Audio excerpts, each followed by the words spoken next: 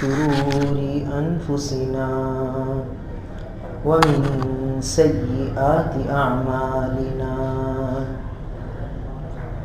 من يهده الله فلا مضل له ومن يضلله فلا هادي له ونشهد أن لا إله إلا الله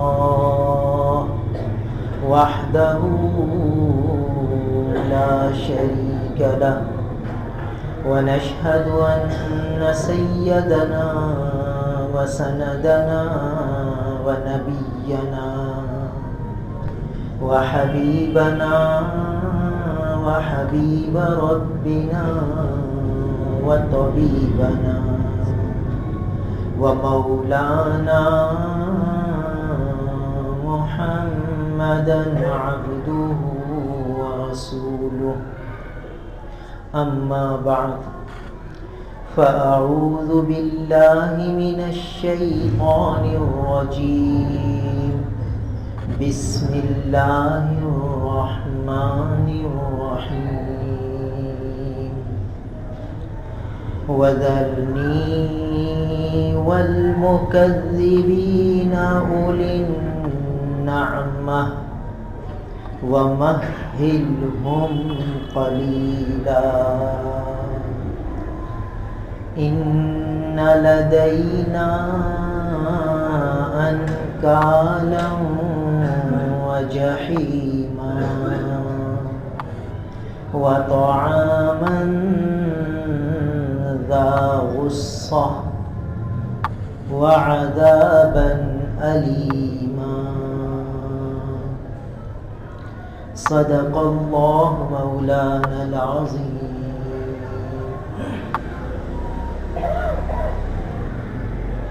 میرے محترم بزرگوں اور عزیز بھائی، یہ سورہ مزمل کا خلاصہ چل رہا ہے. 6 اہم حکم ہمارے سامنے آئے. پہلا حکم تہجد کا اہتمام، دوسرا حکم تلاوت قرآن کا اہتمام، چوتھا حکم تیسرا حکم اللہ کے ذکر کا اہتمام، چوتھا حکم تنہائیوں میں بیٹھنا، یکسوئی اختیار کرنا، پانچواں حکم توکل کرنا، اللہ تعالیٰ کی ذات پہ بھروسہ کرنا، چھٹا حکم صبر کرنا، اور ساتواں حکم ہجران جمیل کرنا.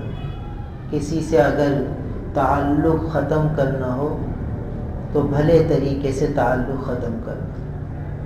یہ 7 اہم حکم ہمارے سامنے ہیں. اس کی تفصیلات ہیں. قرآن مجید کا ایک عجیب اسلوب ہے اور انداز بیان ہے کہ جہاں قرآن مجید احکامات دیتا ہے وہاں احکامات پر عمل کے لیے کہیں ترغیب کا انداز اختیار کرتا ہے، کہیں ترغیب کا. ترغیب کے معنی ہیں جہنم کا خوف دلانا، جہنم کا ڈر دلانا، اور کہیں ترغیب کا انداز اختیار کرتا ہے یعنی جنت کا شوق دلانا، جنت کی رغبت دلانا. تو احکامات کے شروع میں، بیچ میں، آخر میں کہیں نہ کہیں جنت اور دوزخ کا تذکرہ کر دیا جاتا ہے تاکہ حکم پر عمل ہو جائے، یا تو جنت کے ڈر اور خوف سے، یا حکم پر عمل ہو جائے جنت کے شوق اور رغبت میں. تو یہاں بھی اب ایک تذکرہ آ رہا ہے جہنم کے بیان کا. میرے محترم بزرگوں اور عزیز بھائیوں، یہ جہنم کا تذکرہ آج ہماری مجلسوں سے ختم ہو چکا ہے. ہمارے محفلوں سے جہنم کا بیان ختم ہو گیا. یہ جتنی نافرمانیاں بڑھتی جا رہی ہیں، اللہ تعالیٰ کے احکامات پامال ہو رہے ہیں، اس کی ایک اہم اور بڑی وجہ جہنم سے غافل ہو جانا ہے، دوزخ سے غافل ہو جانا ہے، اس کے تذکرہ ہی نہیں ہے۔ حالانکہ یہ جہنم کا معاملہ ایسا سخت تھا اور اس سے بچنے کا مستقل قرآن نے حکم دیا، قوا انفسکم واہلیکم نارا وقودها الناس والحجارہ اعدت للکافرین۔ قوا انفسکم، اپنے آپ کو بھی بچاؤ، واہلیکم، اپنے اہل کو بھی بچاؤ، اپنے گھر والوں کو بھی بچاؤ، نارا، آگ سے۔ خود براہ راست حکم دیا گیا، کون سی آگ؟ وقودها الناس والحجارہ، کہ جس کا ایندھن انسان اور پتھر، ناس اور حجارہ، جس آگ کا ایندھن انسان ہوں گے اور پتھر ہوں گے۔ اعدت للکافرین، یہ بنائی تو گئی ہے کافروں کے لیے، جائیں گے ہمیشہ کے لیے کافر، اور کہا جا رہا ہے مومنوں کو، یا ایھا الذین آمنوا قوا انفسکم، اے ایمان والوں بچاؤ اپنے آپ کو ایسی آگ سے جو کافروں کے لیے تیار کی گئی ہے۔ تو مومن نے تو جانا نہیں، پھر کیوں کہا؟ معلوم ہوتا ہے کہ سزا، جب مومن کافروں جیسا عمل کرے گا، کافر نافرمان ہے اللہ کا، تو مومن بھی اللہ کی نافرمانی کرے گا، تو پھر اس کے لیے اس کو بھی جانا پڑے گا۔ پھر اس آگ سے بچنے کا اتنا اہتمام کیا ہے انبیاء کرام علیہ السلام نے کہ خاص طور پر دعا مانگی ہے میدان عرفات میں انبیاء کرام نے، قبولیت کی گھڑی میں، ربنا آتنا فی الدنیا حسنہ وفی الآخرۃ حسنہ وقنا عذاب النار۔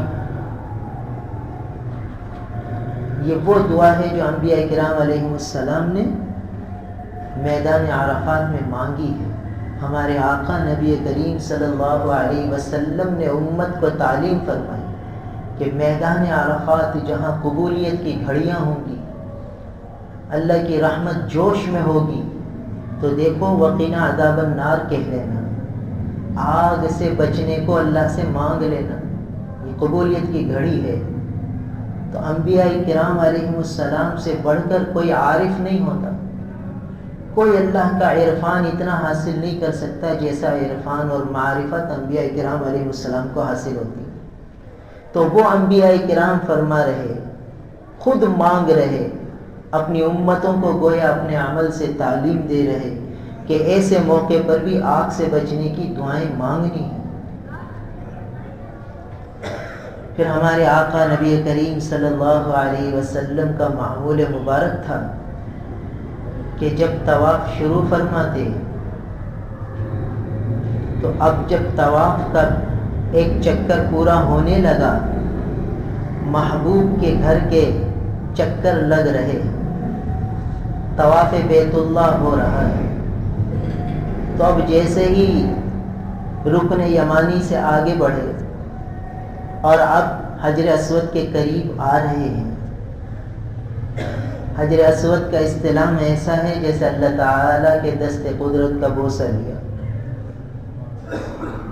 اپنے خالق و مالک کے قرب کو حاصل کیا۔ اب اس قرب کے لمحات میں ہمارے آقا تعلیم فرما گئے کہ دیکھو یوں کہہ لینا، ربنا آتنا فی الدنیا حسنہ وفی الآخرۃ حسنہ وقنا عذاب النار۔ دیکھیے عذاب النار آخری جملہ اس دعا کا، یہ جہنم کی آگ سے بچنے کو مانگنا ہے۔ قبولیت کے لمحات میں مانگنا ہے، قبولیت کے اوقات میں مانگنا ہے، قبولیت کے مقامات پہ مانگنا ہے۔ لہذا وعباد الرحمن الذین یمشون علی الارض ہونا، سورہ فرقان میں جب عباد الرحمن کی صفات بیان فرمائی اللہ تعالیٰ نے، تو وہاں ان اللہ کے خاص الخاص نیک بندوں کی دعا بھی بتلا دی کہ وہ ایک دعا یوں مانگتے ہیں، ربنا اصرف عنا عذاب جہنم ان عذابها کان غراما انها ساءت مستقرا ومقاما۔ یہ اللہ کے نیک بندے، عباد الرحمن، رحمان کے خاص بندے، اللہ کے محبوب اور مقرب بندے یوں مانگ رہے ہیں، ربنا اصرف عنا عذاب جہنم، یا اللہ ہم سے عذاب جہنم کو دور کر دیجئے، ہٹا دیجئے، پھیر دیجئے، ان عذابها کان غراما، کیونکہ اس کا عذاب تو چمٹ جانے والا ہے، انها ساءت مستقرا ومقاما، اور یا اللہ وہ تو بہت برا ٹھکانہ ہے، بہت برا ٹھکانہ، اور رہنے کے اعتبار سے بہت برا مقام ہے، تو یا اللہ اس سے بچا لیجیے۔ یہ ہے جہنم جس سے اتنا بچنے کو مانگا جا رہا ہے، تو بچنے کا کتنا اہتمام کرنا چاہیے۔ یہ وہ لوگ ہیں جو بچنے کا اہتمام کرنے والے ہیں، ان کے تذکرے قرآن نے کیے کہ جو گناہوں سے بالکل بچے ہوئے لوگ ہیں ان کو بھی ڈر لگا ہوگا جہنم کا۔ جب ایسا سخت معاملہ ہے تو بھائی ہمیں کتنا بچنا چاہیے۔ فضائل صدقات میں ایک قصہ لکھا ہے بڑا عجیب، کہ ایک بزرگ فرمانے لگے کہ میں عید کے دن ذرا باہر نکلا تو میں نے دیکھا کہ میدان میں چند بچے کھیل رہے ہیں اخروٹ سے، اور ایک بچہ الگ سے بیٹھا ہوا ہے، نہ وہ کھیل تماشا دیکھ رہا ہے نہ کھیل رہا ہے، بس الگ سے کونے میں بیٹھا ہوا ہے۔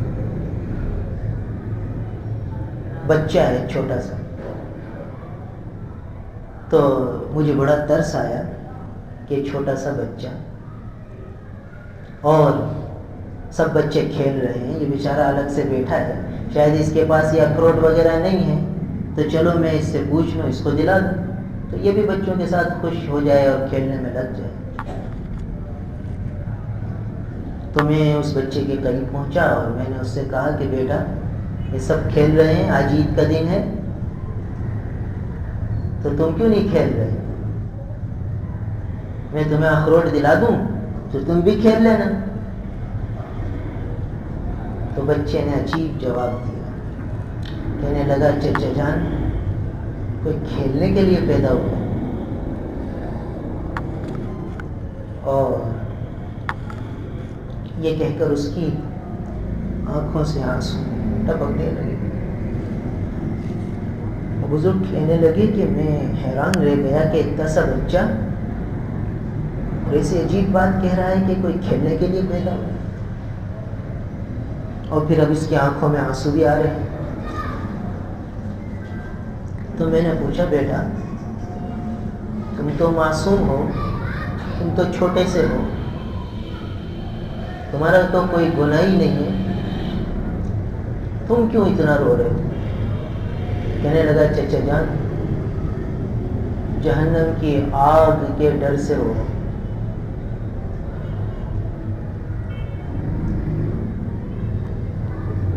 تو میں نے اس سے کہا کہ بیٹا اس میں تو گناہ گار جائیں گے، آپ تو چھوٹے سے بچے ہیں، آپ تو نابالغ ہیں، آپ کا تو کوئی گناہ ہی نہیں۔ اس نے عجیب جواب دیا، ایسا جواب دیا کہ وہ بزرگ بھی غش کھا کے گر گئے۔ کہنے لگا چچا جان میں نے دیکھا اپنی ماں کو کہ وہ جب کھانا پکانے کے لیے آگ جلاتی ہے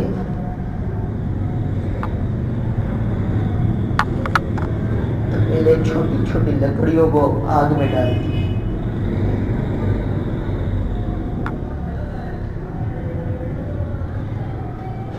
آگ لکڑیوں سے جلتی ہے اور پہلے چھوٹی لکڑیاں ڈالی جاتی ہیں. مجھے یہ ڈر ہے کہ میں چھوٹا ہوں تو کوئی چھوٹی لکڑی کی طرح مجھے بھی آگ میں نہ ڈالے. بس یہ بات سن کر وہ بزرگ غش کھا کے گر گئے. ہوش آیا تو وہ بچہ جا چکا تھا. تو یہ جہنم کا خوف ایسی چیز ہے. آج ہم لوگوں کے یہاں یہ تذکرہ ختم ہو گیا. ایک قصہ لکھا ہے کتابوں میں. ایک نوجوان جنگل کے اندر ایک مسجد میں بیٹھا ہوا رات کا وقت چراغ کی روشنی میں کچھ اپنی کتابوں کا مطالعہ کر رہا تھا. نوجوان، جوانی کا زمانہ، شباب کا دور، جنگل کی تنہائی اور اپنا مطالعہ کر رہا. رات کا وقت، رات کا سناٹا. اس علاقے کے جو بادشاہ تھے اس کی کوئی شہزادی وہ ذرا سیر کو نکلی تو بھٹک گئی راستہ، اور تنے تنہا جوان شہزادی وہ رات کو یہ جنگل بیابان میں اس مسجد میں آ کے دروازہ پیٹا. یہ نوجوان اٹھا اور دیکھا تو ایک خوبصورت لڑکی جوان کہنے لگی میں راستہ بھٹک گئی ہوں اور صبح تک کے لیے مجھے ذرا یہاں قیام کرنا ہے. صبح ہوگی تو میرے گھر والے مجھے ڈھونڈنے نکلیں گے تو آ جائیں گے. اس نے کہا ٹھیک ہے آ جاؤ، بیٹھ جاؤ. اب وہ چلی گئی اندر مسجد میں، وہ کونے میں بیٹھ گئی. بچی بھی ڈری ہوئی، خوف زدہ، سہمی ہوئی، اور یہ جا کے اپنے مطالعے میں لگ گیا. اب اپنا مطالعہ کر رہا ہے اور تھوڑی دیر بعد اپنی انگلی کو چراغ کے اندر ڈال دیتا ہے، پھر ہٹا لیتا ہے، پھر مطالعے میں لگ جاتا ہے. ادھر اس بچی کو بھی نیند نہیں آ رہی، خوف اور دہشت کی وجہ سے. وہ یہ منظر دیکھ رہی ہے کہ نوجوان ہے اور یہ اپنے کتابوں میں لگا ہوا ہے اور تھوڑی تھوڑی دیر بعد اپنی انگلی کو چراغ میں ڈالتا ہے. سارے پانچوں کی پانچوں انگلیاں جل گئیں اس کی. پھر صبح کی اذان ہوئی، نماز ہوئی، اور پھر بادشاہ کے سپاہی ڈھونڈتے ڈھونڈتے آ گئے، شہزادی کو لے گئے. اس کو بڑا تعجب تھا بچی کو کہ یہ لڑکا، اس نے نہ میری طرف دیکھا، نہ متوجہ ہوا، نہ کچھ حال احوال کیے، بس خاموشی سے اپنے مطالعے میں لگا رہا اور اپنی انگلیاں آگ میں ڈالتا رہا. اس نے اپنے ابا سے کہا کہ ابا یہ مسئلہ ہوا، اب مجھے تجسس ہے کہ آپ اس لڑکے کو بلواؤ اور اس سے پوچھو کہ اس نے یہ کام کیوں، یہ کیا کر رہا تھا. بادشاہ نے بلوا لیا اس کو. کہا بھائی بتاؤ. کہنے لگا بس آپ چھوڑیں، یہ میرا معاملہ ہے. کہنے لگا نہیں، بتانا پڑے گا. تو کہنے لگا کہ رات کا سناٹا، اندھیرا، تنہائی، دور شباب، جوانی کا دور، اب نفس اور شیطان میرے ساتھ، اور یہ بچی جوان بیچاری گھبرائی ہوئی آئی ہے. تو میں مطالعہ کر رہا تھا تو شیطان اور نفس مجھے ابھار رہا تھا کہ ذرا اس سے باتیں کرو، اس سے دیکھو، اور مجھے جہنم کا خوف آتا تھا. تو میں سوچتا تھا کہ چلو یہ تھوڑی سی آگ ہے، اتنا سا شعلہ ہے، اس میں ایک انگلی ڈال، اگر یہ برداشت ہو جائے گی تو پھر دیکھوں گا. تو میں اس میں انگلی ڈالتا تھا تو جلن ہوتی تھی. تو میں اپنے نفس کو سمجھاتا تھا کہ دیکھ بھائی اتنی سی آگ برداشت نہیں ہو رہی، تو جہنم کی آگ کیسے برداشت کرے گا؟ تو کیوں اس کے چکر میں پڑتا ہے؟ اپنا کام کر. بس میں نفس کو بہلا کر اپنے مطالعے میں لگتا تھا.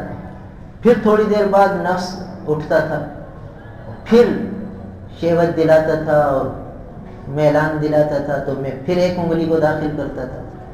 اس طرح میں نے اپنی ساری انگلیاں جلا لی. اللہ کا شکر ہے کہ اللہ نے مجھے آخرت کی آگ سے بچایا. تو جب آخرت اور جہنم کا خوف بیٹھ جاتا ہے آدمی کو، تو ایسے موقع پر جہاں گناہوں کا یعنی گناہ میں مائل ہو جانے کا خطرہ ہوتا ہے، وہاں بھی حفاظت ہو جاتی ہے۔ پہلے قصہ بتایا تھا کہ شیطان اس موقع پر بنفس نفیس آ جاتا ہے جب لڑکا لڑکی اکیلے، وہاں تیسرا شیطان آ کر ان کا منہ کالا کرا دیتا ہے۔ تو وہاں شیطان آ رہا ہے، مگر جہنم کا خوف شیطان کے حملوں سے رکاوٹ بن گیا، اور اللہ نے دل میں یہ تدبیر ڈالی کہ اس طرح کرو۔ تو یہ جہنم، اس کے تذکرے نہیں ہیں، اس وجہ سے آج ہم سے بے تحاشا گناہ ہوتے جا رہے ہیں۔ جہنم کا خوف جب دل میں آ جائے گا تو پھر گناہوں سے بچنا آسان ہو جائے گا۔ آج ہمارے دلوں میں خوف نہیں رہا جہنم کا۔ اب جہنم کیا چیز ہے؟ ایک حدیث میں آتا ہے کہ جنت کو اللہ تعالی نے مشقتوں سے ڈھانپ دیا ہے، مشقتوں سے، اور جہنم کو اللہ نے شہوات اور لذات اور خواہشات کے اتباع سے ڈھانپ دیا۔ کیا مطلب؟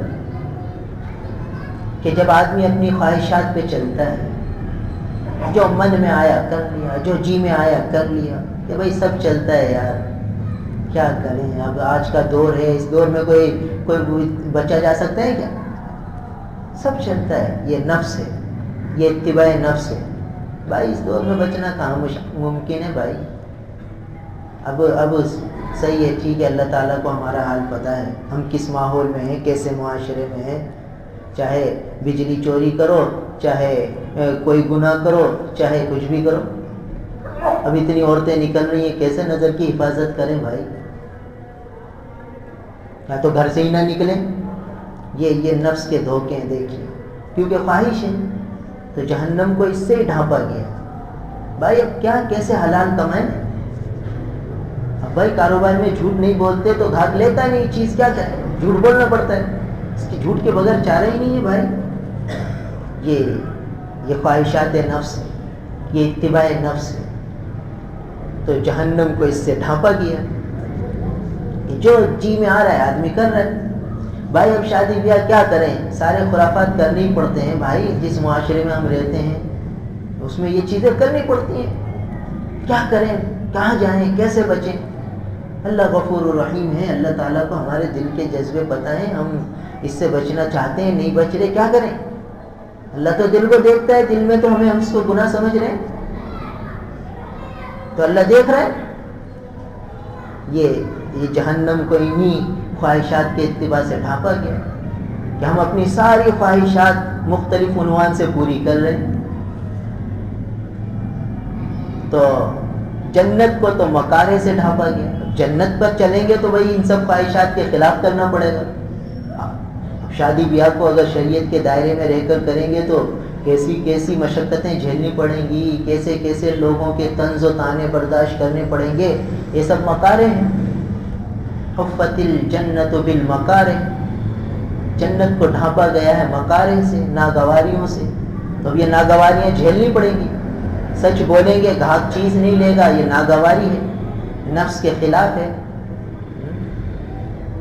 اور حلال کو اختیار کریں گے تھوڑا ملے گا، تو نفس کے خلاف ہے۔ بھائی اتنے سارے خرچے ہیں، اب حلال کے چکر میں رہے تو کہاں سے 50,000 روپے ایک گھر کا ماہانہ خرچ ہے، اگر حلال کے چکر میں رہیں گے تو 20-25,000 روپے آئیں گے، کہاں سے پورا کریں گے؟ اسی لیے حرام کی طرف جا رہے ہیں۔ یہ نفس کا اتباع، یہ خواہشات نفس ہے، جہنم کو اسی سے ڈھانپا گیا۔ حفت النار بالشہوات، شہوات اور خواہشات سے ڈھانپ دیا۔ تو یہ وہ چیزیں ہیں جو ہم بے دھڑک کر لیتے ہیں، کیونکہ جہنم کا خوف نہیں ہے۔ اس نوجوان کو جہنم کا کیسا خوف تھا کہ انگلیاں شعلے میں ڈال کہ یہ برداشت نہیں ہوتی تو وہ کیسے برداشت، اور ہمارے سامنے وہ حقیقت نہیں ہے۔ دیکھیے جہنم سے بچنا کتنا ضروری تھا کہ یہ دعائیں انبیاء کرام نے فرمائی، حضور اکرم صلی اللہ علیہ وسلم نے فرمائی، عباد الرحمن نے دعائیں فرمائی۔ قرآن نے ان کی دعاؤں کو اللہ تعالیٰ نے قرآن میں ان کی دعاؤں کے تذکرے فرما دیے. تو ہم تو یوں سمجھ رہے بس ہم نے تو بس نماز پڑھ لی تو بخشائے ہو گئے، بس ہمارا تو بس بیڑا ہی پار ہے بس. یعنی ایسے ہم غفلتوں میں ڈوب چکے ہیں کہ بس جنت دوزخ کو ایک ہنسی مذاق سمجھ رکھا ہے. ٹھیک ہے یار اللہ تعالیٰ بخش دے گا بھائی، یوں سوچ کر یہ سب مکارے، یہ سب جو ہے نا خواہشات نفس ہے، کیونکہ اس میں آسانی ہے، سہولت ہے. جہنم کو اسی سے ڈھانپا گیا. تو جو ان خواہشات پہ چلے گا، اب سردی ہے، فجر کے وقت آنکھ کھل رہی ہے مگر نفس کہتا ہے یار اب سو جاؤ، صبح پڑھ لیں گے، رات دیر سے سوئے ہیں، کیا کریں. اب یہ خواہش ہے، سو گیا، جہنم اسی سے ڈھانپی گئی ہے خواہشات کے اتباع سے. اور اب ہمت کر کے جا رہا ہے مسجد تو یہ مکارے ہے، ناگواری ہے، اس ناگواری کو برداشت کر رہے ہیں، جنت اس سے ڈھانپی گئی. تو جتنی ہم نفس کی خواہشات پہ چل رہے ہیں، جو من میں آ رہا ہے کر رہے ہیں، ہر وقت ہمیں نفس سے چوکنا رہنا ہے، غور کرنا ہے کہ بھئی یہ چیز میں کرنے لگا ہوں، یہ بات میں کہنے لگا ہوں، یہ عمل میں کرنے لگا ہوں، یہ چیز میں سوچ رہا ہوں، یہ کام مجھے کرنا ہے، یہ عمل کرنا ہے، تو شریعت کے دائرے میں ہے یا نہیں ہے؟ شریعت اس کی اجازت دیتی ہے کہ نہیں دیتی؟ اگر دیتی ہے تو میں کر لوں، نہیں دیتی تو چھوڑ دوں. اس میں افضل صورت کیا ہے، اعلیٰ درجہ کیا ہے، ادنا درجہ کیا ہے؟ مجھے اعلیٰ درجہ حاصل کرنا ہے یا ادنا پہ ہی رہنا ہے؟ کب اعلیٰ درجے پہ پہنچوں گا؟ بہت سے لوگ ساری خواہشات کو پورا کرتے ہیں حدود شریعت میں رہتے ہوئے. ٹھیک ہے، گنجائش ہے، بڑھیا سے بڑھیا کپڑے پہنیں گے، اعلیٰ سے اعلیٰ چیزیں استعمال کریں گے اور سب کچھ کریں گے شریعت کے دائرے میں رہتے ہوئے. ٹھیک ہے، گنجائش جب شریعت نے دی ہے تو ٹھیک ہے، مگر ان چیزوں میں رہتے ہوئے خطرہ بہت ہے. کیوں؟ اس لیے کہ یہ آخری حد ہے، اس کے بعد تو پھر نافرمانی ہے. تو اب بڑھیا سے بڑھیا کپڑے پہن رہا ہے، یہ سوچ کر کہ اللہ نے مجھے نوازا ہے تو میں پہنوں بڑھیا سے بڑھیا کپڑے، ضرور پہننے ہیں مجھے، اللہ کی نعمت ہے. مگر یہاں خطرہ ہے کہ تکبر نہ آ جائے، اپنے آپ کو بڑا نہ سمجھ لے، دوسرے کو حقیر نہ سمجھ لے. تو یہاں تو شریعت نے اتنی تو اجازت دی تھی کہ بڑھیا سے بڑھیا کپڑے پہن لو، خوبصورت سے خوبصورت چشمے پہن لو، ہر چیز بڑھیا سے بڑھیا کر لو. مگر پھر کچھ رکاوٹیں لگا دی کہ دیکھو بھئی اس کی وجہ سے تکبر نہ آنا چاہیے، اپنے آپ کو بڑا نہیں سمجھ لینا چاہیے، اور دوسروں کو گھٹیا اور حقیر نہیں سمجھنا چاہیے. اپنے اعلیٰ لباس کی وجہ سے کسی کو طنز اور طعنے کی جملے نہیں بول دینے اس کے ہلکے لباس کو دیکھ کر. بہت سی عورتیں بیچاری بڑھیا سے بڑھیا کپڑے پہنیں گی اور بعض اپنی سہیلیوں کو انہوں نے سادہ کپڑے پہنے ہوں گے کہ یہ کیسے بھنگن جیسے کپڑے پہنے. ارے اس سے تو کام والی کے کپڑے اچھے ہوتے ہیں، ہمارے یہاں کی کام والی ماسی بھی اس سے اچھے پہنتی ہے. یہ جملے یہ خطرے کی دلیل ہے. تو اب بتائیے کہ جواز کی حد میں رہتے ہوئے شریعت کے دوسرے شرائط کو پورا کرنا بڑا خطرہ ہے. ایسا نہ ہو کہ تکبر میں مبتلا ہو کر وہی خواہش کے اتباع میں آ جائے. تو اس لیے سرحد پہ نہ رہے، اعلیٰ درجے پہ آئے، درمیانی چال چلے، درمیانے کپڑے، سادہ طرز زندگی. ہمارے آقا نبی کریم صلی اللہ علیہ وسلم نے سادہ زندگی گزاری اور صحابہ کرام رضوان اللہ تعالی علیہ مجمعین کا ذوق یہی بنایا کہ سادہ زندگی. اور گنجائش میں اعلیٰ سے اعلیٰ کپڑا بھی اللہ کے رسول نے پہن کر دکھایا، مگر ہمیشہ کا معمول بڑھیا سے بڑھیا لباس کا نہیں تھا.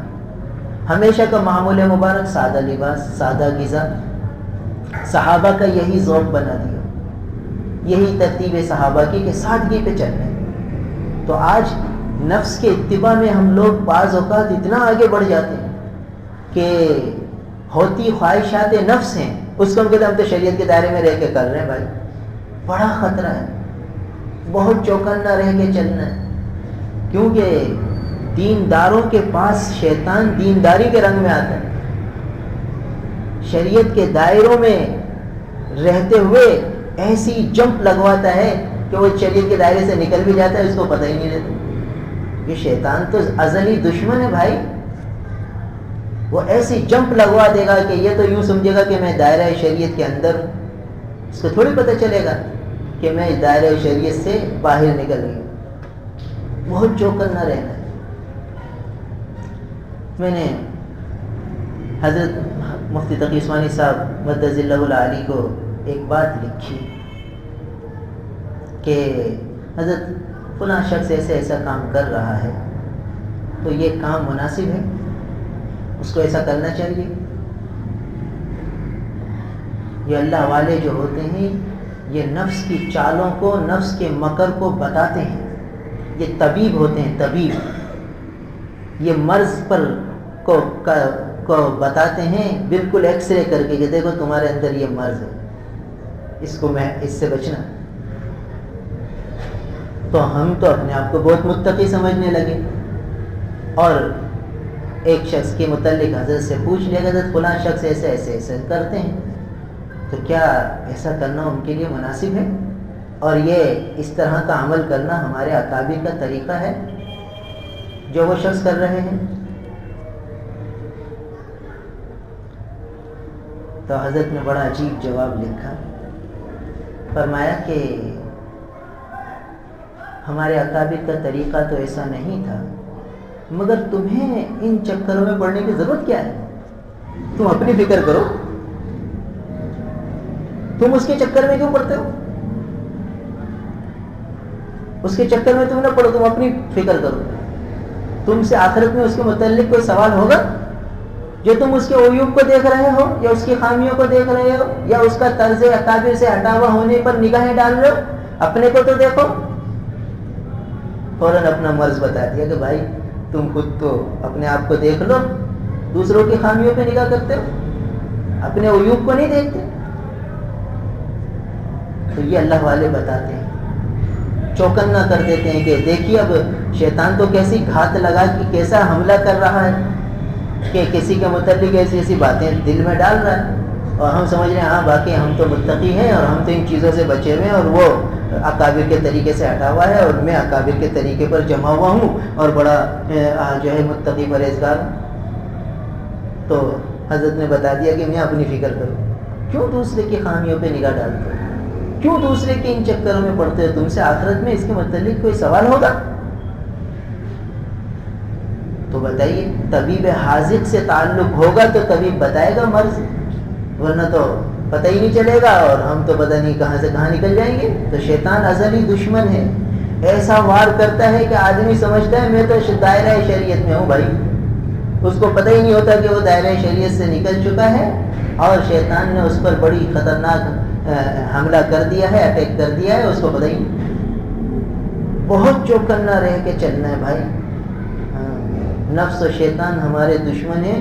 ہمیں خواہشات کا اتباع ہم کر لیتے ہیں اور ہم سمجھتے ہیں کہ ہم تو شریعت کے دائرے میں رہ کے چل رہے ہیں. بھائی وہ تو اللہ کے نیک بندے بتائیں گے کہ واقعی تم یہ شریعت کے دائرے میں رہ کے چل رہے ہو یا تم پھلانگ چکے ہو سرحد. ہر آدمی سمجھتا ہے کہ بھائی ٹھیک ہے بھائی میرے لیے گنجائش ہے، میں تو صحیح چل رہا ہوں. بھائی ہر بات اپنے بڑوں سے پوچھنی پڑے گی، ورنہ تو کہیں کے نہیں رہیں گے. وہ تو آخرت میں جا کے پتہ چلے گا. چھوٹی چھوٹی چیزوں پہ پکڑ ہو جائے گی اور چھوٹی چھوٹی چیزوں پہ بخشش بھی ہو جائے گی. چھوٹی چھوٹی چیزوں پہ پکڑ بھی ہے اور چھوٹی چھوٹی چیزوں پہ بخشش بھی ہے. تو اس لیے یہ نہیں کہ بخشش کے آسرے پر بڑے بڑے گناہ آدمی کرتا رہے. بہت چوکنا رہ کر چلنا ہے کہ کہیں نفس و شیطان ہمیں جہنم کے راستے پہ نہ ڈال دے. تو جہنم کو ڈھانپا گیا ہے خواہشات نفس کے اتباع سے. ہر وقت آدمی چوکنا رہے کہ میں یہ کام کرنے لگا ہوں، یہ عمل کرنے لگا ہوں، تو یہ کیوں کر رہا ہوں. ایک بزرگ کا انتقال ہوا. اس دور کے ایک بہت بڑے دوسرے بھی بڑے بزرگ تھے. ان کو اطلاع ملی کہ فلاں اللہ والے کا انتقال ہو گیا ہے. تو سب شاگردوں نے سوچا کہ آج تو حضرت جائیں گے جنازے میں. حضرت نہیں گئے. ساری دنیا نے طنز و طعنہ شروع کر دیا کہ دیکھو تو صحیح اتنا بڑا بزرگ بنتا ہے اور اپنے زمانے کے اتنے بڑے ولی کے جنازے میں پہنچا ہی نہیں، اپنے آپ کو پتہ نہیں کیا بڑا سمجھتا ہے۔ جانا چاہیے تھا اس کو، فرض کفایہ ہے، اتنا بڑا بزرگ بنتا ہے اور دیکھو اتنے بڑے ولی کے جنازے میں نہیں گئے۔ اب یہ باتیں شہر میں چلنے لگی، ان کے شاگرد نے بھی پوچھ لیا حضرت سے کہ حضرت اتنے بڑے ولی کے جنازے میں سارا شہر پہنچا ہوا تھا اور آپ نہیں پہنچے، کہ آپ کو تو جانا چاہیے، اور آپ تو چھوٹے سے آدمی کے جنازے میں بھی سب سے پہلے جاتے ہیں، ہم نے تو آپ کی زندگی دیکھی ہے، چھوٹا سا آدمی ہوتا ہے، کوئی جان پہچان نہیں، وہاں آپ جنازے میں چلے جاتے ہیں، اور یہ اتنا بڑا ولی کامل کا جنازہ اور آپ پہنچے نہیں۔ تو فرمانے لگے بھائی میں نے دل میں غور کیا، جانا تو تھا مجھے، مگر میں نے جب دل میں دیکھا تو دل میں یہ داعیہ تھا کہ میں شریک ہوں گا، لوگ میری تعریف کریں گے، تو گویا کہ میں جو جانے لگا لوگوں کی تعریفوں کے لیے جا رہا تھا، تاکہ لوگ مجھ پہ طنز نہ کریں، طعنہ نہ کریں۔ تو میرے لیے شرکت کا یعنی شرکت کرنے میں یہ عارض آ رہا تھا کہ بھئی میں تو لوگوں کے لیے جا رہا ہوں، میرا عمل تو خالص اللہ کے لیے ہونا چاہیے، کہ رضا الہی میرا مقصود نہیں تھا۔ اگر میں اس میں شرکت کرتا تو میرے دل میں یہ جذبہ تھا، یہ داعیہ تھا کہ میں شرکت کروں تاکہ لوگ کہیں ہاں بھئی فلاں بھی آئے تھے، فلاں بھی آئے تھے، تو یہ بھی آئے تھے۔ تو میں لوگوں کے لیے جانے لگا تھا، اپنے لیے نہیں اللہ کے لیے نہیں جا رہا تھا۔ تو میں تو کوشش کرتا ہوں کہ ہر عمل اللہ کو راضی کرنے کے لیے کروں، تو میرا یہ عمل شرکت کا اللہ کے لیے نہ ہوتا، تو جب جو عمل اللہ کے لیے نہ ہو تو کس کام کا؟ جو عمل اللہ کے لیے نہ ہو تو کس کام کا؟ اس لیے میں نے جانے سے احتیاط کی، اور یہ تو میرا رب ہی جانتا ہے کہ میں کیوں نہیں گیا۔ تو ایسے اللہ والے تھے جو چوکن نہ رہتے تھے۔ اب دیکھیے بظاہر تو فرض کفایہ تھا، شرکت کرنی تھی، مگر اتنے بڑے عمل سے صرف اس وجہ سے رکے کہ لوگ تو تعریفیں کریں گے ورنہ لوگ برا کہیں گے، تو لوگوں کے برے کہنے سے بچنے کے لیے جا رہا ہوں، ویسے تو نہیں جاتا۔ تو اس لیے بھائی جہنم کو اللہ نے جو ڈھانپا ہے خواہشات کے اتباع سے، جو من میں آ رہا ہے، جہاں میری تعریف ہو وہاں میں چلا جاؤں، جہاں مجھے اچھا سمجھا جائے وہاں میں چلا جاؤں، اور جو ہے جہاں میری واہ واہ ہو وہاں میں چلا جاؤں، تو یہ تو اتباع نفس ہے۔ میں تو یہ دیکھوں کہ میں جو عمل کر رہا ہوں وہ شریعت کے مطابق ہے تو کر لوں، شریعت کے خلاف ہے تو رک جاؤں۔ ہر عمل، ہر قول، ہر فعل میں یہی بات دیکھنی ہے، اور بار بار دیکھنی ہے، ایک دفعہ تھوڑی، مستقل چوکن نہ رہنا ہے ہر عمل میں۔ تو پھر نفس کے خلاف ہوگا، جب نفس کے خلاف ہوگا تو ناگواری ہوگی، ناگواری ہوگی تو جنت کا راستہ آسان ہوگا، کہ جنت کو ڈھانپا ہی ناگواریوں سے، اور جہنم کو ڈھانپا ہے خواہشات کے اتباع سے۔ پھر ایک حدیث میں آتے ہیں کہ ایک شخص جو اللہ کا نافرمان ہے اور اس نے ساری زندگی بڑی عیش و عشرت میں گزاری، بڑی عیش و عشرت، کبھی اس پر کوئی غم نہیں آیا، کوئی پریشانی نہیں آئی، کوئی صدمہ، کوئی تکلیف، کوئی آزمائش، کچھ بھی نہیں ہے، ہمیشہ عیش و عشرت میں اور مزے میں رہا۔ پھر حدیث میں آتے ہیں کہ اللہ تعالیٰ فرشتوں سے فرمائیں گے کہ اس کو ذرا جہنم کی طرف سے گزارو، بس جہنم میں داخل نہ کرو، جہنم کے قریب سے گزارو، کہ وہ جہنم کے مناظر کچھ دیکھ لے، اور کچھ وہاں کی اس کو ہوائیں اور بدبوئیں آ جائیں، بس ایک چکر لگوا دو اس کو، اور پھر واپس لے آؤ۔ اب فرشتے اسے لے کے جائیں گے اور جہنم کے قریب سے گزروا کر واپس لے آئیں گے۔ پھر اللہ تعالیٰ اس سے دریافت فرمائیں گے، ہاں میرے بندے، تو نے کبھی راحت اور چین دیکھا ہے زندگی میں؟ کہا یا اللہ میں نے تو کبھی راحت اور چین دیکھا ہی نہیں۔ راحت چین کس چیز کا نام ہے وہ تو میں نے دیکھا ہی نہیں۔ یعنی جہنم کا ایک چکر لگانے سے، گیا نہیں ابھی جہنم سے، چکر لگوایا، اپنی دنیا کی عیش و عشرت کو سب کو بھول جائے، ایسی خطرناک جگہ ہے۔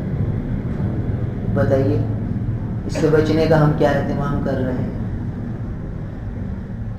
اور ایک شخص جو نیک ہوگا ساری زندگی اس پریشانیوں میں گزاری، اسی حدیث میں دوسرا حصہ ہے، ساری زندگی تکلیفوں میں، پریشانیوں میں، آزمائشوں میں، الجھنوں میں گزار دی، تھا نیک بندہ اللہ کا، تکلیفیں ہی تکلیفیں، مشقتیں ہی مشقتیں، آزمائشیں ہی آزمائشیں، غم صدموں میں ساری زندگی بیچارہ گزار گیا، تھا اللہ کا فرما بردار۔ جب یہ پہنچا اللہ کے دربار میں تو اللہ تعالیٰ فرشتوں سے فرمائیں گے اس کو جنت کا ایک چکر لگواؤ،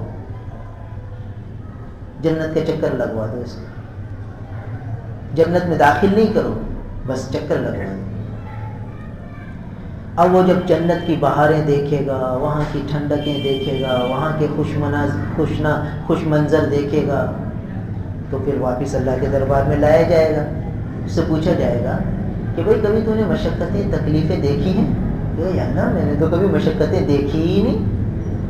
یعنی جنت کے نظارے سے ایسا خوش ہو جائے گا، ایسا دل بہل جائے گا کہ دنیا کی ساری مشقتیں بھول جائے گا، حالانکہ کبھی اس نے راحت دیکھی نہیں تھی، مگر جنت کی راحتیں ایسی ہیں۔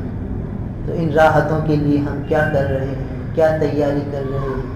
آج بڑا موقع ملا ہوا ہے، آج بڑا وقت ہے ہمارے پاس، ہم موبائلوں میں لگ کر، نیٹ پہ بیٹھ کر، اخبارات کے چکروں میں کتنے لمحات زندگی برباد کر دیتے ہیں۔ بیکار کی گفتگو میں عورتیں فون پہ لگی ہوئی ہیں اور باتیں کر رہی ہیں، ادھر ادھر کی وقت ضائع کر رہی ہیں، تو بتائیے کتنے لمحات زندگی ایسے ہی چلے گئے جو اگر درود شریف پڑھنے میں گزرتے، ذکر کرنے میں گزرتے، تلاوت میں گزرتے اور دوسروں کی خدمت میں گزرتے، دوسروں کو راحت پہنچانے میں گزارتے، لوگوں کی اذیت سے بچانے میں گزرتے، تو بتائیے کتنا وقت قیمتی بن جاتا، کتنی آخرت کی تیاری ہو جاتی۔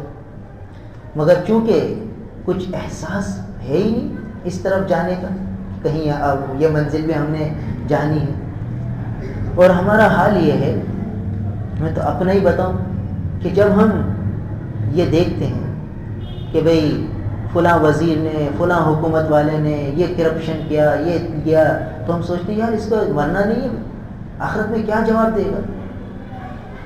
ہم یوں سوچتے ہیں کہ ایسا اس نے اتنا کر لیا، اتنا پیسہ کما لیا، آخرت میں اس کو جواب نہیں دینا۔ ہم اس کی طرف، ہماری نگاہ اس کی طرف چلی جاتی ہے۔ حدیث بات یہ تو سر دنیا کی چوریاں کر رہے ہیں، حدیث میں آتا ہے کہ بدترین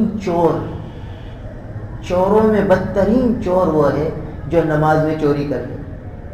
چوروں میں بدترین چور، ہمارے آقا نبی کریم صلی اللہ علیہ وسلم فرماتے کہ بدترین چور وہ ہے جو نماز میں چوری کر لے۔ صحابہ نے دریافت کیا اللہ کے رسول، نماز میں چوری کس طرح ہوتی ہے؟ فرمایا رکوع صحیح نہ کرے، سجدہ صحیح نہ کرے، قومہ صحیح نہ کرے، جلسہ صحیح نہ کرے، تو یہ نماز کی چوری ہے، تو اس کو بدترین چور کہا گیا۔ تو میں یہ نہیں سوچتا کہ میں کتنی بدترین چوریوں میں مبتلا ہوں، میری نماز کوئی اللہ کے دربار میں دکھانے کے قابل ہے؟ نہ میرا سجدہ صحیح، نہ میرا رکوع صحیح، نہ قومہ صحیح، نہ جلسہ صحیح، میں تو نماز پڑھ کر بھی بدترین چور بن کے دربار الہی سے نکل رہا ہوں، اور میں کہہ رہا ہوں کہ وہ بڑے کرپشن کے میں مبتلا ہے۔ بھائی میں کتنا بڑا کرپشن کر رہا ہوں نماز کے اندر، میں اپنے کرپشن کو تو نہیں دیکھ رہا، میری نگاہ ان پر ہی دوسروں کے عیوب پہ جاتی، دوسروں کے عیوب، میں اپنی چوریوں کو تو نہیں دیکھ رہا جس کو حضور نے بدترین چور فرمایا۔ یہ اہل دنیا اگر چوریاں کر رہے ہیں تو یہ بدترین چور تو نہیں ہے، یہ خالی چور ہے، مگر جو نماز میں چوری کر لے وہ بدترین چور زبان نبوت سے فرمایا گیا۔ تو اللہ معاف فرمائے، ہم تو ان سے بڑے چور ہیں، تو ہمیں اپنی چوریاں تو نظر آتی ہیں، ہم تو یہ سمجھ رہے ہم نے نماز پڑھ لی تو ہم تو بہت بڑے بن گئے، اور یہ سارے جو ہے اہل دنیا جو ہے وہ بس جو ہے ہم اہل دین بن گئے، وہ اہل دنیا بن گئے۔ نہیں بھائی، ہمیں ہر وقت یہی نفس کا چور ہے، یہی شیطان کا دھوکہ ہے کہ وہ ہمارے اپنے عیوب سے ہٹا کر دوسرے کے عیوب میں لگا دیتے ہیں۔ اس لیے چوکنا رہنا ہے، نمازوں کو صحیح کرنا، دھیان والی نمازیں، روز بروز ہماری نماز میں ترقی ہو رہی ہے، ورنہ بدترین چوری ہے وہ۔ اور ایسے ہی ذکر، تلاوت، دوسروں کے حقوق کی ادائیگی. بھائی وہ ان لوگوں کے عیوب ہمیں نظر آ رہے ہیں، ہم لوگوں کو کتنا ستا رہے ہیں. ہماری بیوی کو ہماری ذات سے کتنی اذیت پہنچ جاتی ہے، ہمارے جملے ایسے بعض اوقات ہو جاتے ہیں جو اس کا دل جلا کے رکھ دیتے ہیں. ہمیں پتہ ہی نہیں ہم اس کا دل جلا بیٹھے، ہمیں پتہ ہی نہیں ہم اپنے بھائی کو کیا جملہ بول گئے جس نے اس کا دل چیر کے رکھ دیا. ہمیں پتہ ہی نہیں ہم اپنے والد کو، والدہ کو کیا جملہ بول گئے کہ جو ان کا دل چیر کے رکھ گیا. ہمیں پتہ ہی نہیں، ہم تو بول گئے، ہم سمجھتے ہیں کہ ہم تو صحیح بول رہے ہیں. بعض اوقات آدمی کہتا ہے میں تو حق بولتا ہوں، حق سے میں ڈرتا نہیں بھائی، میں حق بولتا ہوں. اور حق بولنے میں نامعلوم کتنے جملے و طنزیہ ایسے بول دیتا ہے جو ناحق ہوتے ہیں. اس کو پتہ ہی نہیں کہ میں ناحق بھی بول گیا، وہ سمجھ رہا ہے میں تو حق سنا رہا ہوں. میں کسی سے ڈرتا ورتا نہیں ہوں بھائی، جو سیدھی بات ہوتی ہے کہتا ہوں. یہ کہہ دیتے بھائی فرشتے لکھ رہے ہیں، سب جملے لکھ رہے ہیں ہمارے. اس لیے ہمیں چوکنا رہنا ہے. جب آدمی اپنے عیوب کو دیکھے گا تو ہم خود اپنے آپ کو مجرم سمجھیں گے. ہم سب خواہشات کے بندے بنے ہوئے ہیں، جہنم کی طرف اللہ معاف فرمائے جا رہے ہیں.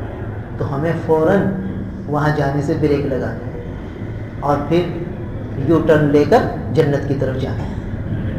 خواہشات کے خلاف کر کے شریعت کے دائرے میں رہتے ہوئے ہر عمل کو کرنا. پھر ایک روایت میں آتا ہے کہ نبی کریم صلی اللہ علیہ وسلم نے فرمایا، حضرت جبرائیل، اللہ تعالیٰ نے جبرائیل امین سے فرمایا کہ جنت کو دیکھ کر آؤ. حضرت جبرائیل امین گئے اور جنت کو دیکھ کر آئے، وہاں کی نہریں، وہاں کے مناظر. تو واپس آ کر فرمایا کہ اللہ یہ تو بڑی ایسی شاندار جگہ ہے کہ آپ کے بندے، ہر بندہ اس میں آئے گا، کوئی بھی ایسا نہیں ہوگا جو اس سے بچ جائے. فرمایا اچھا. پھر اللہ تعالیٰ نے اس کو مشقتوں سے ڈھانپ دیا، یا احکامات سے ڈھانپ دیا کہ بھئی یہ بھی پورا کرنا ہے، تہجد بھی پڑھنی ہے، نوافل بھی پڑھنے ہیں، زکوٰۃ بھی دینی ہے، حقوق العباد بھی پورے کرنے ہیں، حقوق اللہ بھی پورے کرنے ہیں. اور یہ ساری چیزیں نفس پہ چوٹ ہیں، نفس پہ چوٹ پڑتی ہے ان چیزوں پر عمل کرنے سے. تو اب کیا ہوگا؟ اللہ تعالیٰ نے جب ان احکامات سے اس کو ڈھانپا تو جبرائیل علیہ السلام سے فرمایا پھر جاؤ دیکھ کر. اب جب دیکھا تو اس پر تو احکامات کی باڑ لگی ہوئی ہے کہ یہ احکامات پورے کریں گے تو اندر جائیں گے ورنہ نہیں جا سکیں گے. فرمایا کہ یا اللہ یہ تو پھر تو کوئی بھی نہیں جا سکے گا اس میں. ایسا دکھ رہا ہے کہ یہ جو باڑیں لگی ہوئی ہیں، بندہ کمزور ہے، پھر تو کوئی بھی نہیں جا سکے گا. پھر اللہ تعالیٰ نے فرمایا کہ اچھا اب جاؤ جہنم کو دیکھ کر. جہنم کو دیکھا، وہاں کے عذابات کو دیکھا. پھر آ کر فرمایا کہ یا اللہ تو ایسی خطرناک جگہ ہے کہ آپ کا کوئی بھی بندہ اس میں نہیں جائے گا، اس کے میں جانے کو پسند ہی نہیں کرے گا. یہ تو ایسی خطرناک جگہ ہے، کوئی آپ کا بندہ پسند ہی نہیں کرے گا کہ میں اس جگہ جاؤں. پھر اللہ تعالیٰ نے اس کو خواہشات سے ڈھانپ دیا. تو اب آپ دیکھ کر اب جب دیکھا تو اس میں تو فرمایا کہ یہ تو پھر ہر آدمی اس میں جائے گا، ہر خواہش، ہر نفس کے مطابق کام، اور بس جو جی میں آیا کر لیا، اس کے مطابق جو زندگی گزارے گا وہ وہاں جائے گا. تو چونکہ نفس بندہ کمزور ہے تو جبرائیل امین نے فرمایا یا اللہ اب تو ہر آدمی یہاں جائے گا، وہاں تو کوئی نہیں جائے گا، سارے یہیں جائیں گے. تو جب ان احکامات سے ہٹ کر خالی جنت کو دیکھا، خالی جہنم کو دیکھا، تو فرمایا کہ جہنم میں کوئی نہیں جائے گا، جنت میں ہی سارے جائیں گے. مگر جب احکامات کو دیکھا اور خواہشات کو دیکھا اور انسانوں کی کیفیات کو دیکھا تو فرمایا یا اللہ پھر تو ہر آدمی خواہشات پہ چلتا ہے، وہیں جائے گا، اس طرف تو بہت کم ہی لوگ ہوں گے. تو یہ احادیث مبارکہ اللہ کے محبوب نے صحابہ کے سامنے بیان فرمائی تھی. تو صحابہ کا ایسا ذوق بن گیا کہ بس ہر لمحے یہ فکر تھی کہ کہیں میری آخرت نہ بگڑ جائے، کہیں جہنم میں نہ جانا پڑ جائے.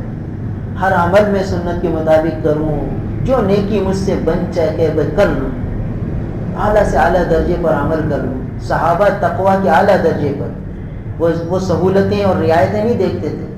ہم کہتے ہیں ہمیں رعایتیں مل جائیں، بس جو شریعت کی رعایت ہے آخری حد میں، بس شریعت کے دائرے میں رہ کے جو ہو کر لوں بس. نہیں، صحابہ اعلیٰ درجے پہ تھے، اسی لیے پھر کامیاب ہو کے گئے. تو بہرحال احادیث مبارکہ میں جہنم کا بڑا تذکرہ اللہ کے محبوب نے فرمایا ہے.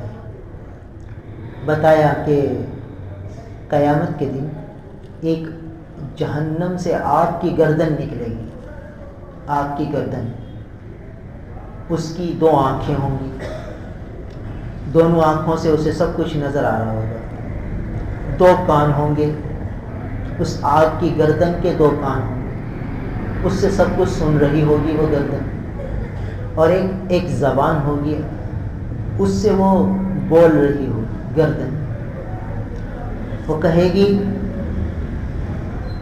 اے اہل محشر والوں، اے محشر والوں، مجھے اللہ تعالیٰ نے تم لوگوں پر مسلط فرمایا ہے، میں تم میں سے 3 قسم کے لوگوں کو لینے آئی ہوں، 3 قسم کے لوگوں کو لے کر جاؤں گی۔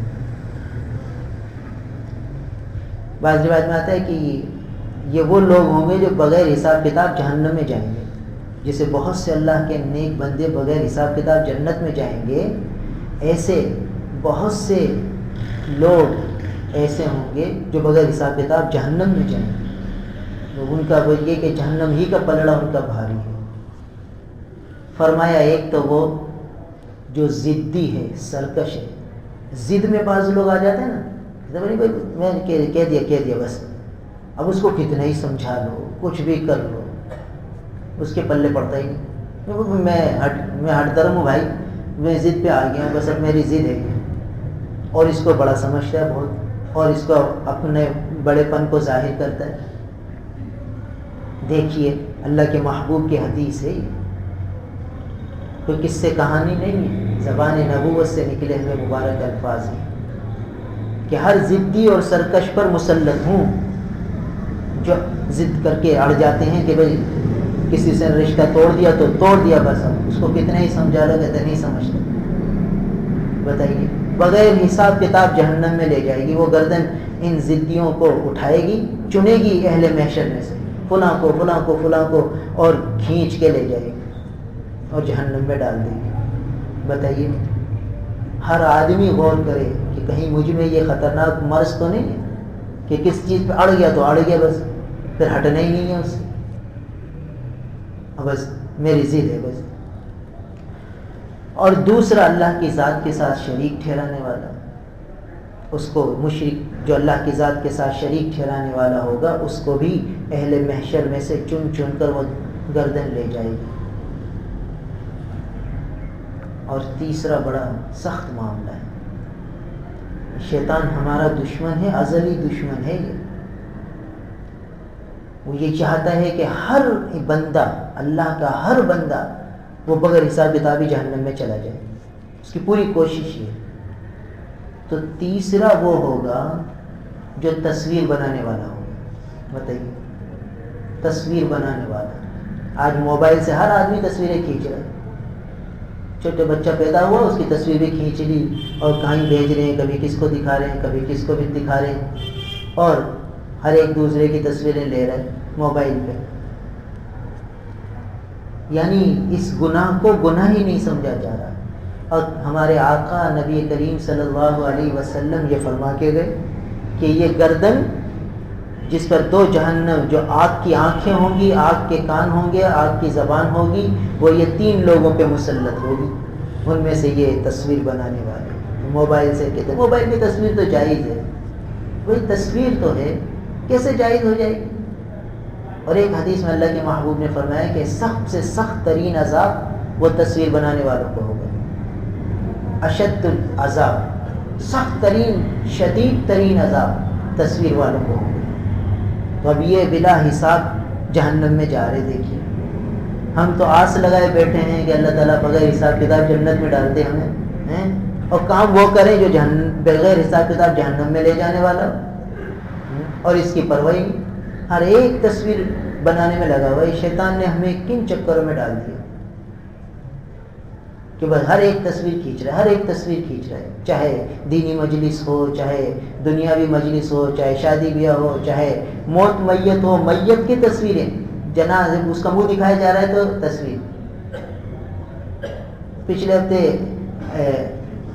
ہاسپٹل میں جانا ہوا بچے کی کان میں اذان دینے کے لیے، تو ایک صاحب آ گئے کہ بھائی میرے بچے کو بھی اذان دے دو، تو ہم اذان دینے لگے تو وہ تصویر لینے لگے کہ چلو بھائی بچے کی کان میں اذان ہو رہی ہے تو یہ تصویر بھی لے لو۔ نے کہا بھائی ایسا کیوں کر رہے ہیں؟ یعنی اتنا عام ہو گیا کہ مایوں بھی نہیں، اے بھی نہیں.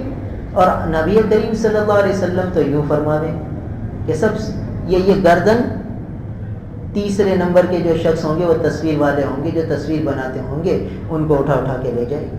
پہلے تو وہ کیمرہ ہوتا تھا، کوئی ایک آدمی جاتا تھا کیمرے والے کے پاس، وہ تصویر نکالتا تھا. آج تو ہر موبائل میں کیمرہ ہے، ہر ایک تصویر بنانے کے چکر میں اس کو عیب ہی نہیں سمجھتے، اس کو برائی نہیں سمجھتے، اس کو گناہ ہی نہیں سمجھتے. یہ شیطان کا داؤ ہے کہ گناہ کو اتنا عام کر دو کہ گناہ کا گناہ ہونا ہی ذہن سے ختم ہو جائے. جب گناہ کا گناہ ہونا ہی ذہن سے ختم ہو جائے گا تو توبہ کس چیز کی کرے گا اور اس گناہ سے بچے گا کیسے؟ وہ کہے گا یار یہ تو اب سیکھے، علماء نے اجازت دے دی ہے بھائی تصویر بنانے کی، ڈیجیٹل تصویر تو جائز ہے. بس بھائی جن علماء نے ڈیجیٹل تصویر کو جائز قرار دیا ان کا فتویٰ تو پڑھو، کن شرائط کے ساتھ جائز قرار دیا. شرائط کو سب نے ہٹا دیا. ڈیجیٹل تصویر تو جائز ہے بھائی، مفتی تقی صاحب کا فتویٰ ہے، فلاں حضرت کا فتویٰ ہے، آج تو علماء نے اس کی اجازت دے دی ہے. بھائی علماء نے ایک تحقیق بیان کی ہے اور پھر اس میں بھی تصویر کے شرائط بیان کیے کہ کن کن شرطوں میں اس کی گنجائش ہوگی. اب شرائط تو ہٹا دی، اب ڈیجیٹل تصویر جائز ہے، اور بھائی اب نکالو، خوب تصویریں بناؤ، کوئی ایک کی بات ہی. تو یہ جو جہنم کی گردن آئے گی جہنم میں سے بغیر حساب کتاب لے جائے گی. اب بتاؤ بھائی، اللہ ہم سب کی حفاظت فرمائے. اور بھائی حفاظت جب فرمائے جب ہم خود بچنے کا اہتمام کریں. اب ہم کرتے رہیں، یہ تصویریں کھینچتے رہیں اور دعائیں مانگتے رہیں یا اللہ بغیر حساب کتاب جنت میں داخل کر دیجئے. یہ دعا بھی مانگ رہے ہیں اور تصویر بھی کھینچ رہے ہیں، تو کیسے کام کر رہے ہیں جہنم میں جانے کا اور مانگ رہے ہیں دعا جنت میں جانے کی. ٹکٹ لے رہے ہیں کراچی جانے کا اور بیٹھ رہے ہیں لاہور کی گاڑی میں اور دعا کر رہے ہیں یا اللہ کراچی پہنچا دے، یا اللہ کراچی پہنچا دے. تو کراچی سے روز مستقل دور ہوتا رہے کہ ٹکٹ جو لی ہے کراچی کی اور بیٹھ گیا لاہور کی گاڑی میں اور دعائیں مانگ رہا ہے. تو بتاؤ بھائی یہ دعا اس کو کراچی پہنچا دے گی؟ تو ہم تصویریں کھینچتے رہیں اور اللہ سے یوں کہیں اللہ بغیر حساب کتاب جنت میں داخل کر دے، بغیر حساب کتاب جنت میں داخل کر دے. دعائیں یوں کر رہے ہیں اور عمل وہ کر رہے ہیں جو بغیر حساب کتاب جہنم میں لے جانے والا ہوں. تو یہ گردن تصویر والوں کو لے جائے گی. اس لیے بھائی بہت احتیاط کرنی ہے، بہت چوکنا رہنا ہے. جہنم کا معاملہ بڑا سخت ہے، بڑی جو ہے شدت کے عذاب کا تذکرہ قرآن نے بھی فرمایا ہے جہنم کا، اور اللہ کے محبوب کی احادیث مبارکہ میں بھی آیا ہے. تو یہاں اس آیت میں بھی جہنم کا کچھ تذکرہ تھا، اس لیے کچھ یہ مضمون جہنم کے متعلق عرض ہوا. آج 26ویں شب ہے ربیع الثانی کی. ربیع الثانی کی آج 26ویں شب ہے. اب 3 دنوں کے بعد جب منگل کا دن ہوگا تو بھئی وہی ماہانہ سنتیں ہمارے آقا نبی کریم صلی اللہ علیہ وسلم کی ہر سنت، یومیہ سنتوں کو بھی زندہ کرنا ہے اور ماہانہ سنتوں کو بھی زندہ کرنا ہے. اس کا بار بار تذکرہ کرنا ہے تو ہمیں یاد آ جائے گا انشاءاللہ. جب تذکرہ کریں گے تو یاد آ جائے گا. تو منگل کے دن جب مغرب کی نماز ہو تو چاند دیکھنے کی سنت اور چاند کی دعا پڑھنے کی سنت. تو یہ 2 سنتیں آج مٹ چکی ہیں مسلمانوں سے. اگر ہم اس کو زندہ کریں گے تو انشاءاللہ 100 شہیدوں کا ثواب بھی ملے گا. تو اس کو خوب تذکرہ کریں، لوگوں کو بتائیں تاکہ ہمیں یاد آ جائے. اور جب ہم چاند دیکھ رہے ہوں تو اور لوگ کبھی کیا کر رہے ہیں، میں چاند دیکھ رہے ہیں، اچھا سب کو یاد آ جائے کہ ہاں اسلامی تاریخ کا آج پہلی شب ہونے والی ہے اور آج جمادی الاول کا چاند آج نظر آنے والا ہے. سب کو محسوس ہونے لگے کہ ہاں بھائی یہ چاند دیکھ رہے ہیں اور ربیع الثانی کا مہینہ ختم ہو رہا ہے اور جمادی الاول کا مہینہ شروع ہو رہا ہے. تو ایک عام فضا بن جائے اسلامی تاریخ کو یاد رکھنے کی. اللہ تعالی ہم سب کو عمل کی توفیق عطا فرمائے. الحمد للہ رب العالمین، الحمد للہ رب العالمین، الحمد للہ رب العالمین، والعاقبۃ للمتقین، والعاقبۃ للمتقین، والعاقبۃ للمتقین. یا اللہ، آپ کے محبوب نے فرمایا ہے کہ عاقبۃ للمتقین، اچھا انجام تو متقین ہی کا ہوگا. اپنے فضل و کرم سے ہمیں بھی متقین میں شامل فرما لیجیے. والصلاة والسلام على رسولہ محمد وآلہ واصحابہ اجمعین۔ ہمارے آقا نبی کریم صلی اللہ علیہ وسلم پر کروڑوں رحمتیں نازل فرما دیجیے، ان کی آل پر، ان کی اولاد پر، ان کی بیٹیوں پر، ان کی ازواج مطہرات پر کروڑوں رحمتیں نازل فرما دیجیے، اربوں رحمتیں نازل فرما دیجیے، ان کے صحابہ پر کروڑوں رحمتیں نازل فرما دیجیے، حضور کے عشاق جو آج تک دنیا میں آئے ان سب پر کروڑوں رحمتیں نازل فرما دیجیے۔ ہمیں بھی اپنے محبوب کی سچی محبت دے دیجیے۔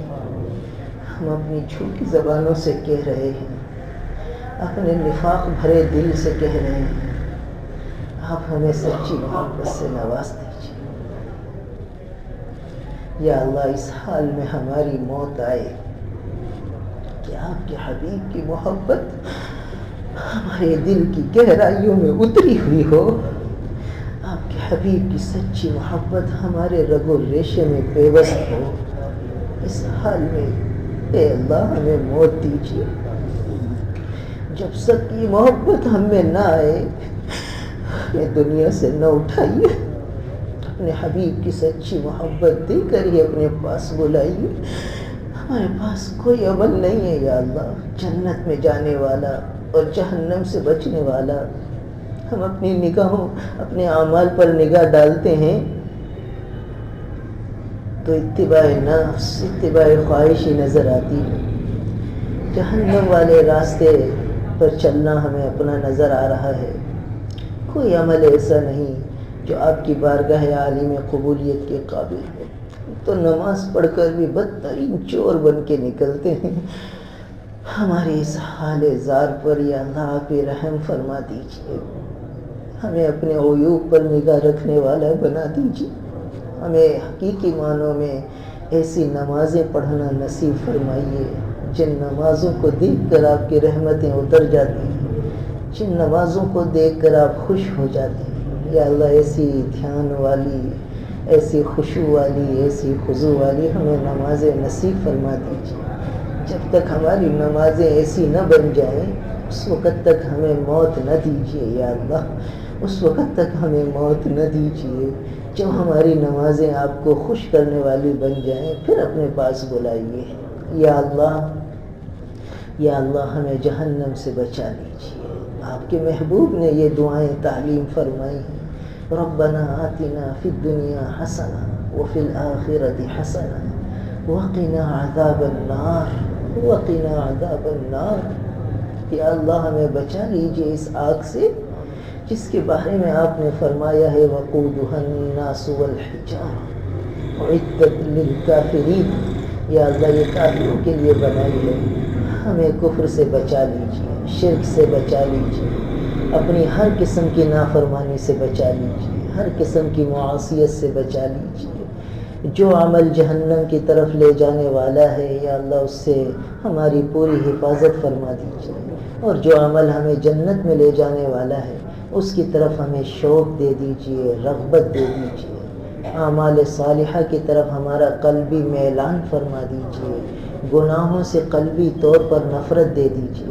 آپ کی نافرمانی ہمیں زہر لگے ایسی ہماری کیفیت بنا دیجیے۔ آپ کی اطاعت، آپ کے محبوب کی سنتیں ہمیں شہد لگیں، اس کی طرف ہماری قلبی رغبت ہو جائے، قلبی میلان ہو جائے۔ حضور کی سنتوں پر عمل کر کے ہمارا دل خوشی سے باغ باغ ہو جائے، ایسی ہماری کیفیات بنا دیجیے۔ اور سنتیں چھوٹ جائیں تو دل پریشان ہو جائے، دل میں ایک غم اور کی کیفیت پیدا ہو جائے۔ یا اللہ یہ کیفیات ہمیں نصیب فرما دیجیے۔ قدم قدم پر ہماری دستگیری فرما دیجیے، ہمیں نفس و شیطان کے حوالے نہ کیجیے۔ یا اللہ ہمیں نفس و شیطان کے حوالے نہ کیجیے، اپنی مضبوط حفظ و پناہ میں لے لیجیے۔ یا اللہ عباد الرحمن نے جو دعائیں مانگی ہیں وہ ہمارے حق میں قبول فرما لیجیے۔ آپ نے ان کی یہ دعا بھی قرآن میں فرمائی ہے، ربنا اصرف عنا عذاب جہنم ان عذابها کان غراما انہا ساءت مستقرا و مقاما۔ یا اللہ جن کیفیات سے انہوں نے مانگا ہے وہ کیفیات ہم کہاں سے لا سکتے؟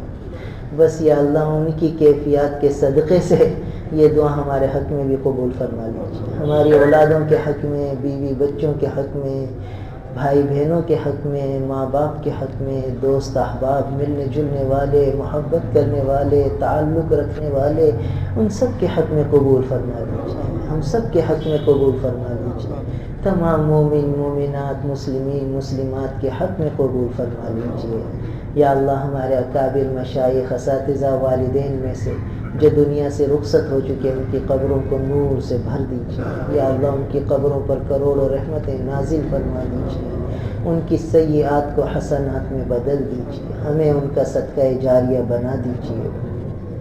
ہمارے ایک ساتھی بھائی غازی عبدالرحیم صاحب پچھلے دنوں وفات پا گئے، یا اللہ ان کی بخشش فرما دیجیے، ان کی قبر کو جنت کا باغ بنا دیجیے، ان کی سیئات کو حسنات سے بدل دیجیے، ان کے پیچھے رہ جانے والوں کو صبر جمیل سے نوازیے، یا اللہ ان کے پسماندگان کو صبر جمیل سے نوازیے۔ یا اللہ ہم سب کو مرنے سے پہلے مرنے کی تیاری کی توفیق نصیب فرما دیجیے، اعمال صالحہ کی توفیق نصیب فرما دیجیے۔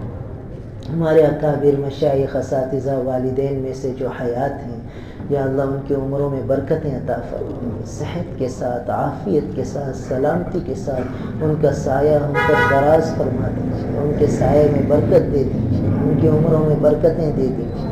اے اللہ ہمیں ان کی خدمت کی سعادت سے نوازیے، ان کی دعاؤں سے ہمیں محروم نہ فرمائیے، کرم فرما دیجیے، فضل فرما دیجیے۔ یا اللہ کراچی کا اجتماع چل رہا ہے، یا اللہ کتنے فرزندان توحید ایک آسمان کے نیچے جمع ہوئے ہیں، آپ کے دین کی نسبت سے جمع ہوئے ہیں، یا اللہ اپنے گھروں کو چھوڑا، اپنی راحت آرام کو چھوڑا، کاروبار کو چھوڑا، بیوی بچوں کو چھوڑا، اور اے اللہ وہاں مٹی میں، جنگل میں، میدان میں آ کر جمع ہوئے ہیں، یا اللہ ان کی محنتوں کو قبول فرما لیجیے۔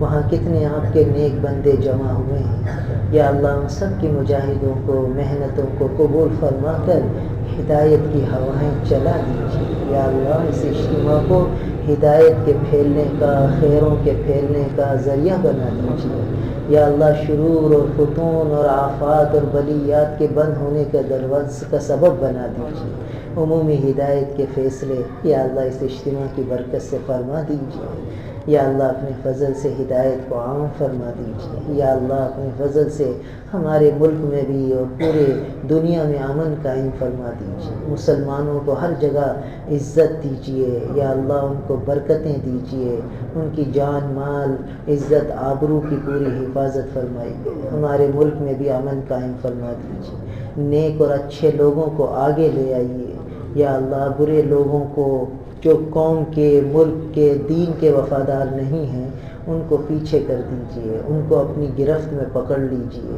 ان پر اپنا قہر نازل فرما دیجیے، ان کو نشان عبرت بنا دیجیے، اور جو اچھے لوگ ہیں، ملک کے وفادار ہیں، قوم کے وفادار ہیں، دین اسلام کے وفادار ہیں، ان کو آگے لے آئیے، یا اللہ ان کو آگے لے آئیے، ان سے دین کی ترقی کا، اسلام کی ترقی کا اور پاکستان کی حفاظت کا کام لے لیجیے، اپنا کرم فرما دیجیے، اپنا فضل فرما دیجیے، یا اللہ بہت سے لوگوں نے دعاؤں کے لیے کہہ رکھا ہے، سب کے دکھ درد، سب کی پریشانیاں، بیماریاں، ازالیاں دور فرما دیجیے، سب کے مسائل حل فرما دیجیے، جو بچے بچیاں رشتوں کے لیے بیٹھے ہوئے ہیں ان کے لیے غیب سے جوڑ والے، نباہ والے، محبتوں والے، برکتوں والے رشتے جلد از جلد عطا فرما دیجیے، ان کے والدین کی اس فکر کو جلد از جلد دور فرما دیجیے، یا اللہ ہم سب کو رزق حلال بہت زیادہ بلا مشقت عطا فرمائیے، رزق حلال کی فراوانی عطا فرما دیجیے، ہر قسم کی تنگی معاش سے ہماری حفاظت فرمائیے، ہم پر اپنی نعمتوں کی فراوانی فرما دیجیے، پانی کی نعمت، بجلی کی نعمت، گیس کی نعمت، اور جو سبزی اور پھلوں کی نعمت اور اجناس کی نعمت سب پر فراوانی فرما دیجیے، برکتوں سے نواز دیجیے، اور ان نعمتوں پر ہمیں پورا شکر گزاری کی توفیق عطا فرما دیجیے، پوری شکر گزاری نصیب فرمائیے، اپنی نعمتوں کی پوری قدردانی نصیب فرمائیے، ناقدری سے بچا لیجیے، ناشکری سے بچا لیجیے، ہر قسم کی بلاؤں سے، آفتوں سے، پریشانیوں سے ہم سب کی حفاظت فرمائیے، یا اللہ ہر قسم کی بیماریوں سے، پریشانیوں سے، شیطانی اثرات سے، جنات کے اثرات سے، جادو کے اثرات سے ہم سب کی حفاظت فرمائیے۔ اے اللہ سب کی حفاظت فرمائیے، ہماری اولادوں کی، بیوی بچوں کی، والدین کی، بھائی بہنوں کی، عزیز و قارب کی، دوست احباب کی، سب کی حفاظت فرمائیے، سب کے لیے عافیت سلامتی کا معاملہ فرما دیجیے۔ اللہم انا نسألک العافیہ ونسألک دوام العافیہ ونسألک تمام العافیہ ونسألک الشکر علی العافیہ۔ اللہم انا نسألک العافیہ ونسألک دوام العافیہ ونسألک تمام العافیہ ونسألک الشکر علی العافیہ۔ اللہم انا نسألک من خیر ما سألک منہ نبیک محمد صلی اللہ علیہ وسلم ونعوذ بک من شر ما استعاذک منہ نبیک محمد صلی اللہ علیہ وسلم۔ انت المستعان وعلیک البلاغ ولا حول ولا قوة الا باللہ۔ یا اللہ ہماری دعاؤں کو اپنے محبوب نبی کریم صلی اللہ علیہ وسلم کے وسیلے سے قبول فرما لیجیے، اولیاء کاملین کی وقت و فعل سے قبول فرما لیجیے، اپنی رحمت کاملہ کے صدقے قبول فرما لیجیے۔ ربنا تقبل منا انك انت السميع العليم وتب علينا انك انت التواب الرحيم۔ سبحان ربك رب العزة عما يصفون وسلام على المرسلين والحمد لله رب العالمين۔ آمين آمين برحمتك۔